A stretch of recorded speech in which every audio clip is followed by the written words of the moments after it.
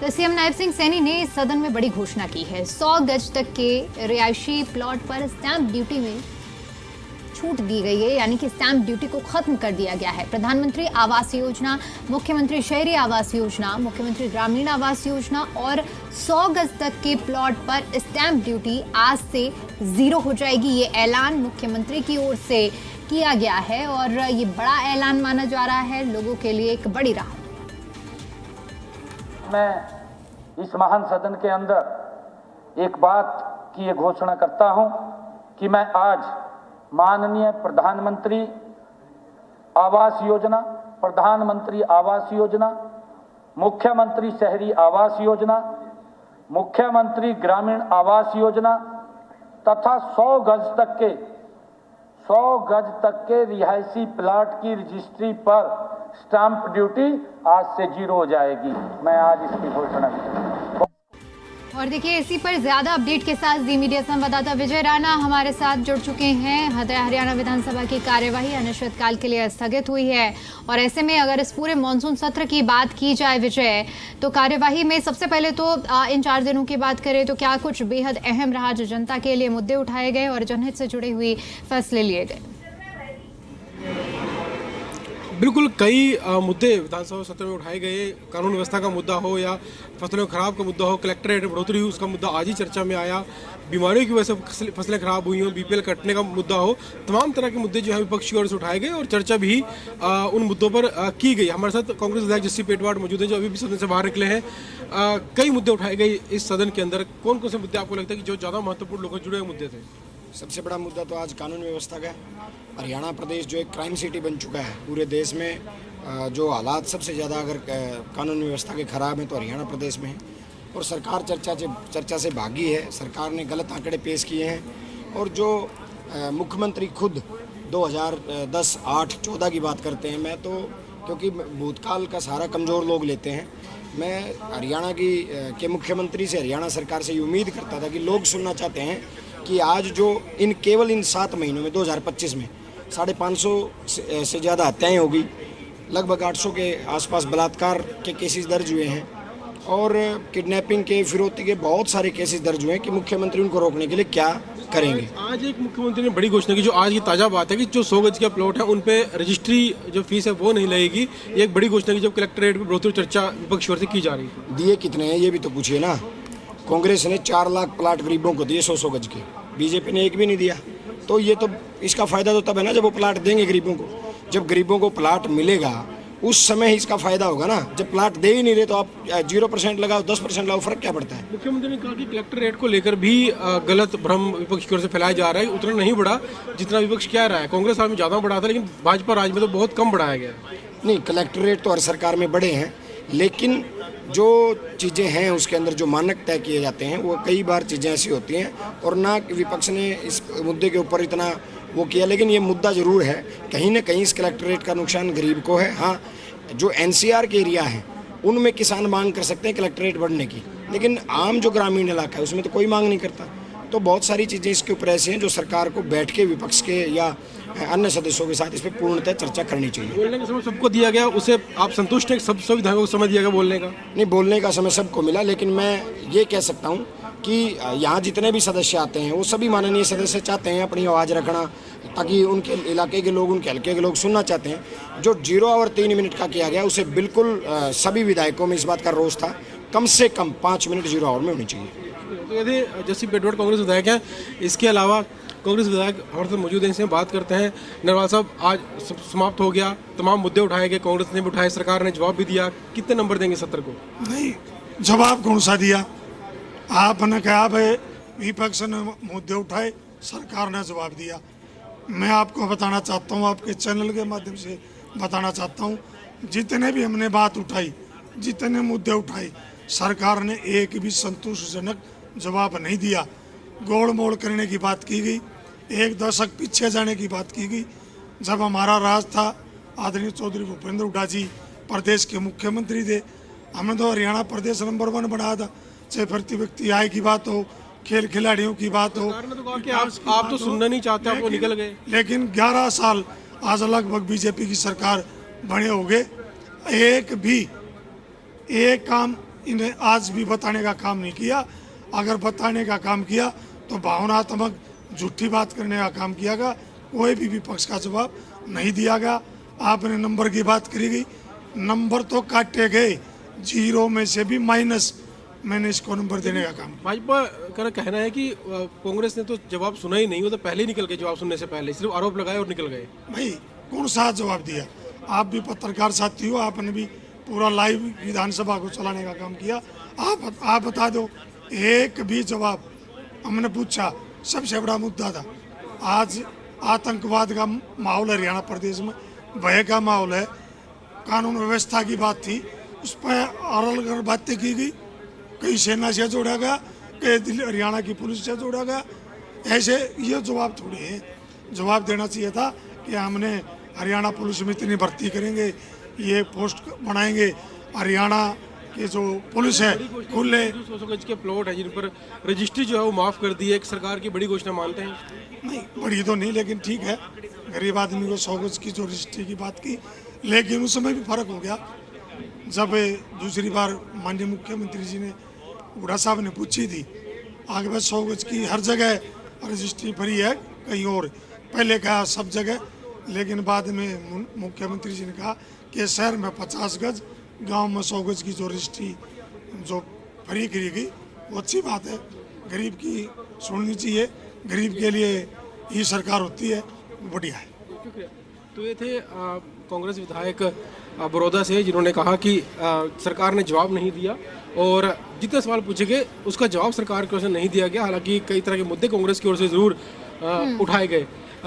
और भी जो नेता हैं वो मौजूद हैं, उनसे हम बात करने की कोशिश करते हैं। लेकिन कुल मिलाकर जो सत्र का आयोजन किया गया, हालांकि भाजपा जो अपनी पीठ जरूर थपथपा रही है उस मामले को लेकर, लेकिन कहीं ना कहीं कांग्रेस का यही आरोप है कि मुद्दे जरूर उठाए गए कांग्रेस की ओर से, लेकिन उसका जो जवाब है वो सही तरीके से उसमें नहीं दिया गया।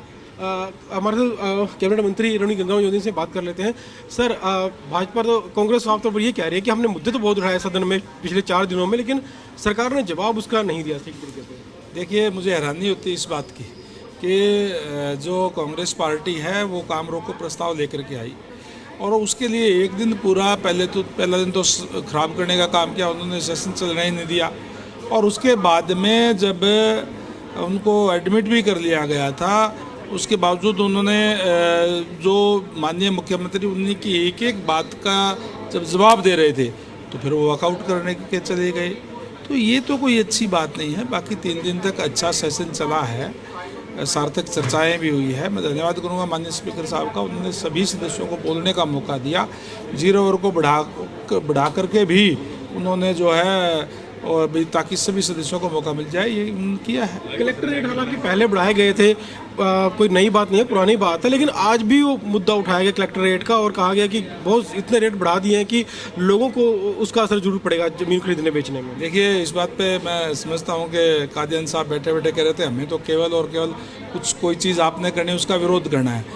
तथ्यों के आधार पर बताया कि जो रेट कलेक्टर रेट जब कांग्रेस के समय में बढ़े थे उससे कम हमने जो बढ़ाने का काम किया है और जो मार्केट रेट है उसके सर्वे के आधार पर कलेक्टर रेट बढ़ाए जाते हैं और बहुत कम बढ़ाए हैं, बल्कि मार्केट रेट तो और भी ज़्यादा है।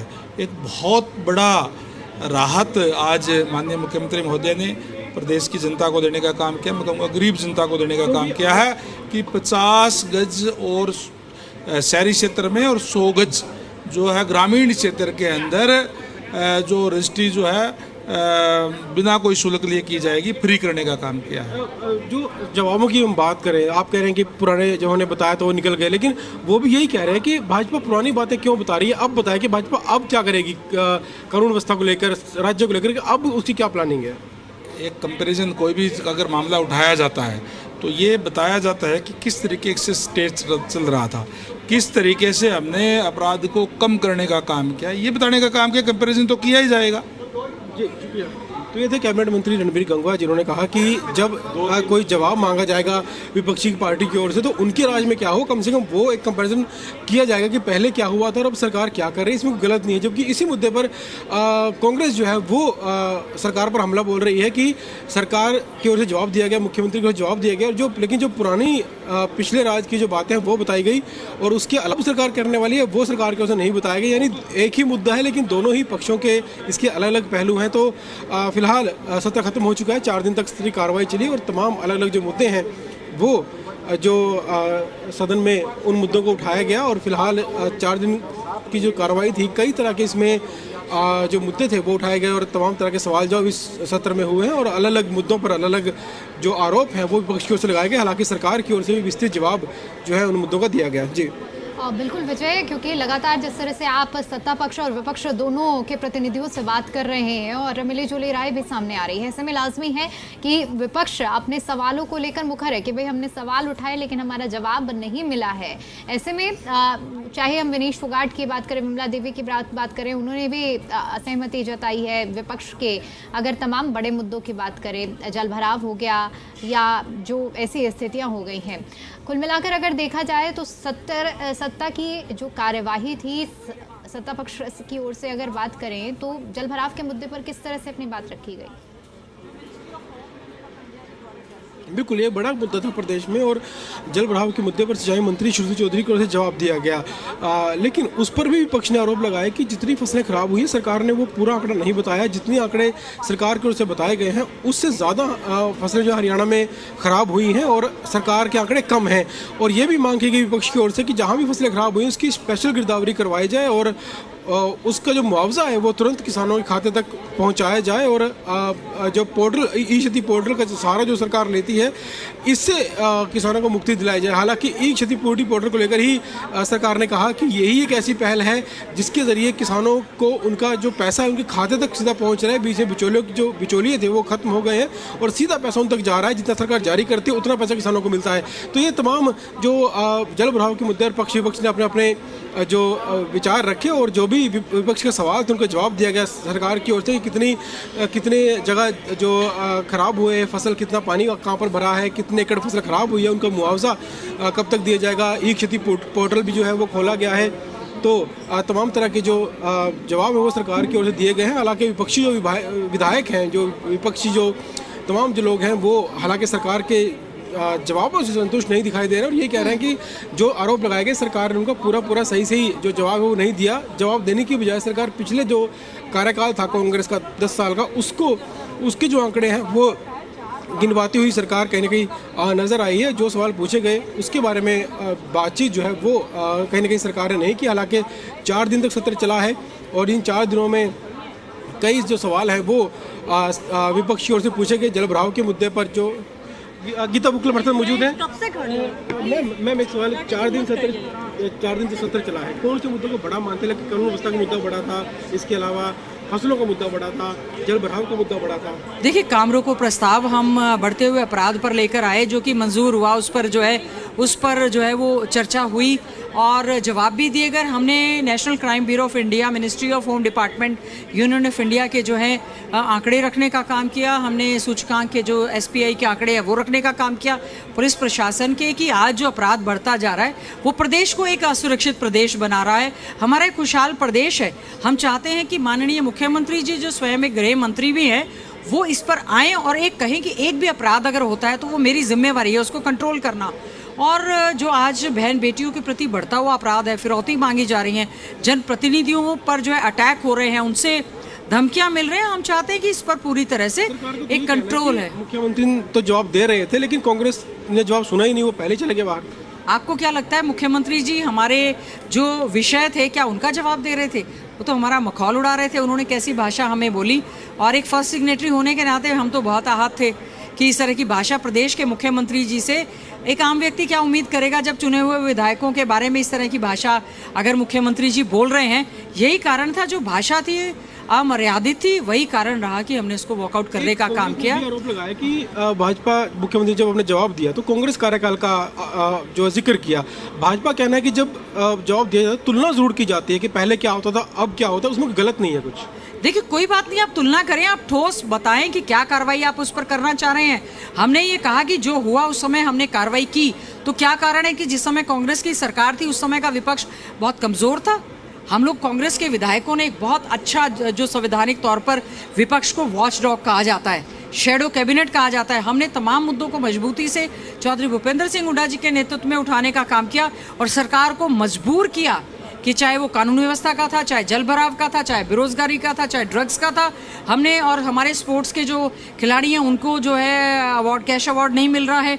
हमारे प्रदेश की सड़कों की जो बदहाल स्थिति है, प्रदेश के एजुकेशन इंस्टीट्यूट्स की जो बदहाल स्थिति है, हमने मजबूती से अपनी बात को उठाने का काम किया और उम्मीद की कि सरकार उन पर पूरी तरह से काम करने का काम करे। दो घोषणाएं मुख्यमंत्री ने की, एक तो 1984 के पीड़ित परिवार थे, उनके एक सदस्य को नौकरी सरकार देगी, और आज कहा कि 100 गज के जो प्लॉट है उनकी रजिस्ट्री मुफ्त सरकार ने कर दी है। दो घोषणाएं बड़ी सदन में की, संतुष्ट हैं घोषणा?